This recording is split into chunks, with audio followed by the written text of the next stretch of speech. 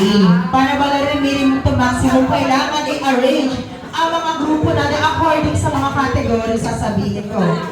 For example, trial muna tayo. Arrange your group according to your height.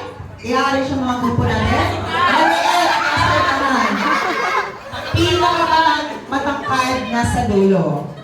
After that, pag nakapag-arrange na tayo, kailangan natin umupo, papalakpak at sisigaw na you eat. Okay, ano yung sisigaw? You eat. Okay, upo muna tayo, upo. Palakpak, sigaw.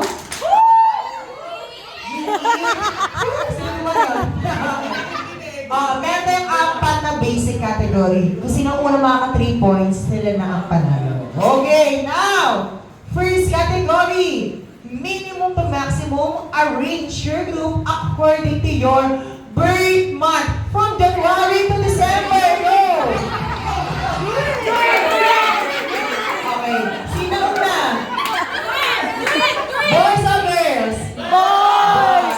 Birth month from January to December. March. May. And? October! 1 point. Para practice lang yun, practice lang.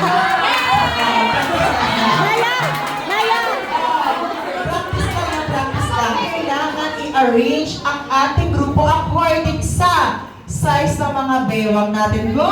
5, 4, 3, sit down! Nauli yung girls. Size ng bewang. Wow! Sige. Wow! 26. 28 and 31! Boys and girls, palakpakan natin. Next category. Kailangan i-arrange ang ating grupo according sa ating haba ng mga paa. Go! 5, 4, 3. Sino una? Boys. Size of your shoes? 8.5. 9. 9.5. 9 and a half. 10.5.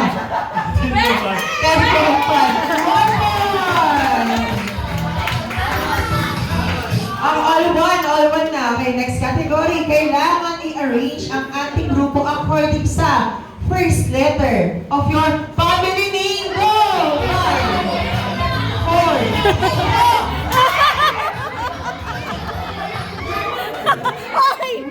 4, panata, no?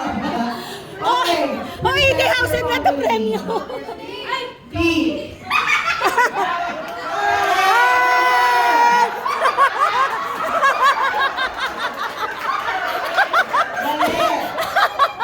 Mali ang girl. Okay, first letter of your family name is? L. L.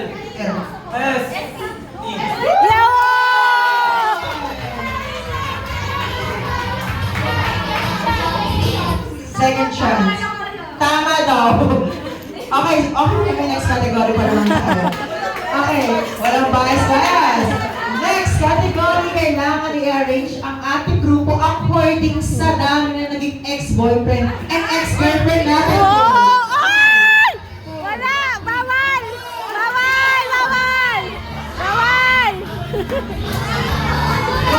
Go namin. Nakailan naman? 0.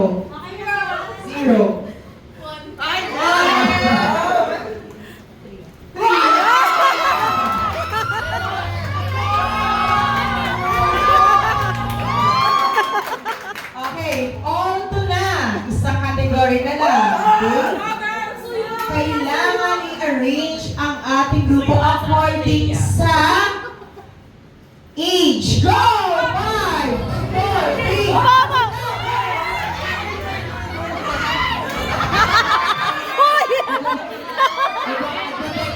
Nag-beg. Okay, sino na? Boys or girls? Boys! Team.